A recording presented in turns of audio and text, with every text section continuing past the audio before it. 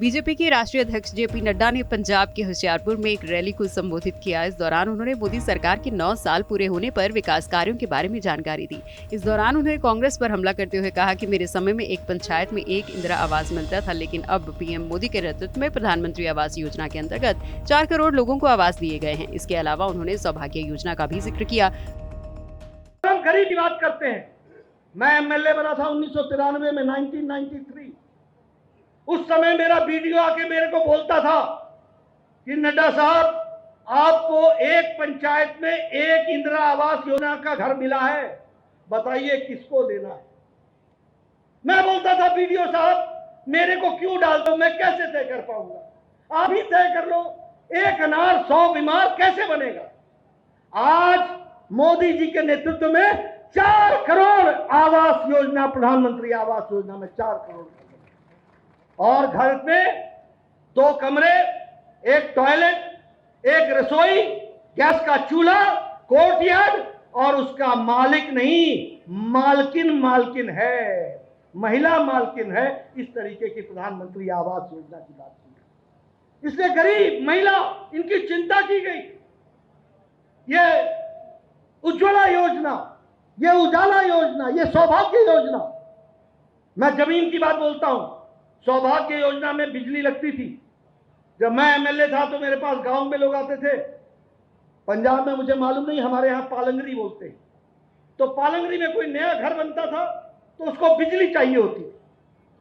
तो जब मैं जेई के पास, जूनियर इंजीनियर के पास किसी को भेजता था कि इसको बिजली लगा दो, तो जूनियर इंजीनियर बोलता था, खंबा उठा करके ले जाओ, बिजली अगर तार 1 किलोमीटर है या 100 मीटर है तो 50 तुम दो, 50 की मैं व्यवस्था करूंगा।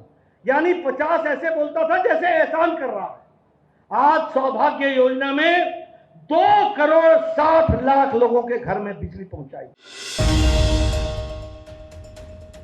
मोहाली पुलिस ने मंगलवार को फर्जी फाइनेंस कंपनियों के अंतरराज्यीय रैकेट का पर्दाफाश करते हुए गिरोह के 10 मेंबरों को गिरफ्तार किया है। गिरफ्तार किए गए व्यक्तियों की पहचान अमित कुमार, संजीव कुमार, रुपेश कुमार, शिव प्रकाश, करण दहिया, पवन सिंह, उमेश चंद्र, करण नैयर, अर्जुन नैयर और अजय कुमार के रूप में हुई है। पुलिस ने 1 करोड़ रुपए की नकदी, 270 ग्राम सोना, 20 ATM card, 20 chequebook, 40 mobile phone, 15 computer set, 15 SIM card और 3 कारें बरामद की हैं। ਅੱਜ ਮੁਹਾਲੀ ਪੁਲਿਸ ਨੂੰ ਇੱਕ ਵੱਡੀ ਸਫਲਤਾ ਮਿਲੀ, ਜਿਹਦੇ ਤਹਿਤ ਅਸੀਂ ਇੱਕ ਗੈਂਗ ਜਿਹੜਾ ਹੈਗਾ ਉਹ ਬਸਟ ਕੀਤਾ। ਇਸ ਗੈਂਗ ਦੇ 10 ਮੈਂਬਰ ਗ੍ਰਿਫਤਾਰ ਕਰ ਲਏ ਗਏ ਹਨ। ਇਹ ਗੈਂਗ ਕਰੀਬ 10 ਸਾਲਾਂ ਤੋਂ ਐਕਟਿਵ ਸੀਗਾ ਇੱਥੇ। ਇਹ ਲੋਕਾਂ ਨਾਲ ਠੱਗੀਆਂ ਮਾਰਦਾ ਸੀਗਾ ਲੋਨ ਦੇ ਨਾਮ ਤੇ। ਇਹ ਲੋਕਾਂ ਨੂੰ ਝਾਂਸਾ ਦਿੰਦੇ ਸੀਗੇ ਕਿ ਅਸੀਂ ਲੋਨ ਤੁਹਾਡਾ ਕਰਾ ਕੇ ਦੇਵਾਂਗੇ, ਬੜੀ ਅੱਛੇ ਰੇਟਾਂ ਤੇ, ਕੋਈ ਸਿਬਲ ਤੋਂ ਬਿਨਾਂ, ਕੋਈ ਚੈਕਿੰਗ ਤੋਂ ਬਿਨਾਂ ਲੋਨ ਕਰਾ ਕੇ ਦੇਵਾਂਗੇ।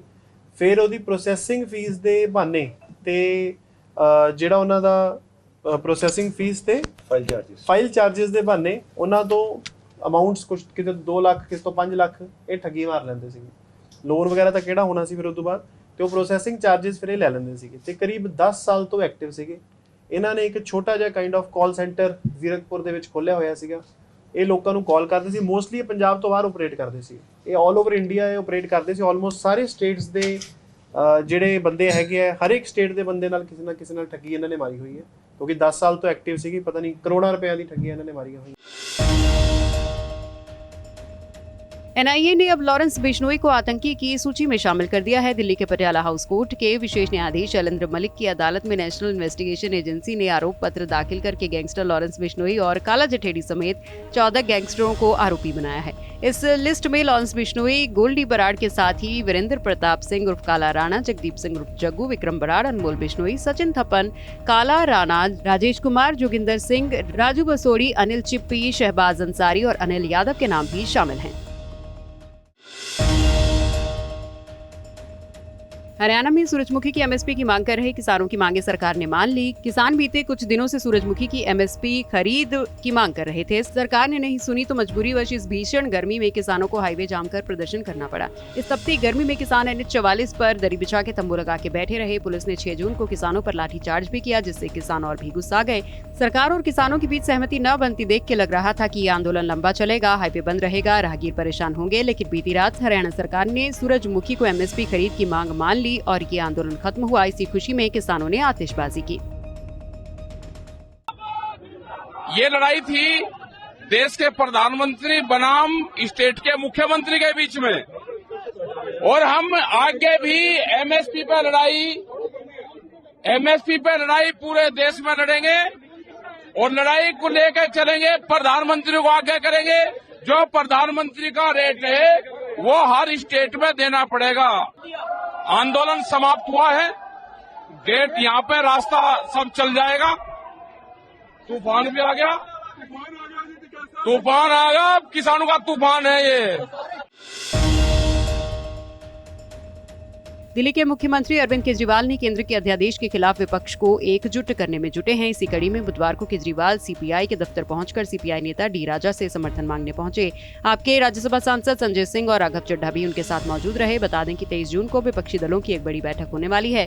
बैठक में केंद्र का अध्यादेश भी एक बड़ा मुद्दा रहने वाला है। तमिलनाडु के मंत्री के खिलाफ कार्रवाई पर आपके राष्ट्रीय संयोजक अरविंद केजरीवाल ने कहा कि बीजेपी को अगर लगता है कि तमिलनाडु में डर फैलाकर मंत्रियों को गिरफ्तार करके उनकी सीटें आ जाएंगी तो वो गलत है।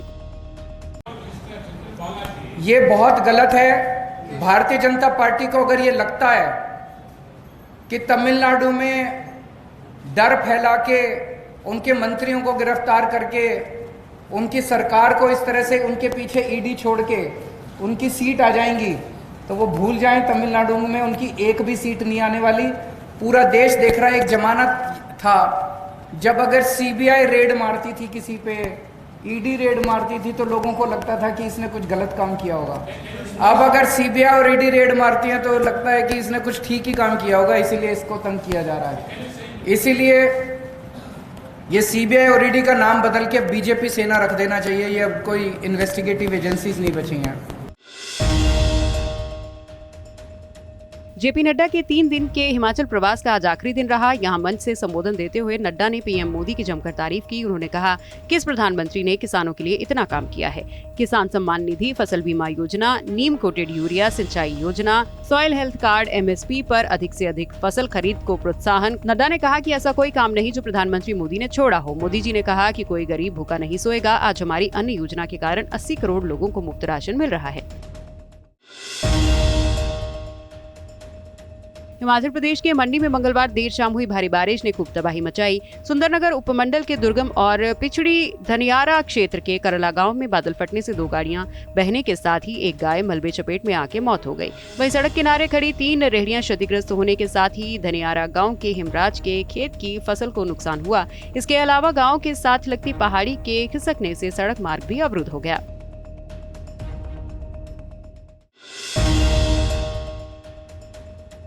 हरियाणा की डिप्टी सीएम जननायक जनता पार्टी के मुखिया दुष्यंत चौटाला ने साफ कर दिया है कि गठबंधन में कोई गड़बड़ी नहीं है। उन्होंने कहा कि मुझे गठबंधन में गड़बड़ नजर नहीं आ रही। मुख्यमंत्री ने कई बार क्लेरिफाई किया है कि प्रदेश में हमने 3.5 साल स्थायी सरकार चलाई है और आगे भी 1.5 साल चलाएंगे। उचाना सीट को लेकर विप्लव देव के बयान पर बार-बार मेरा टिप्पणी करना ठीक नहीं, लेकिन जब संगठन की जिम्मेदारी लेकर व्यक्ति आगे बढ़ता है तो वो संगठन के ग्रोथ को देखता है।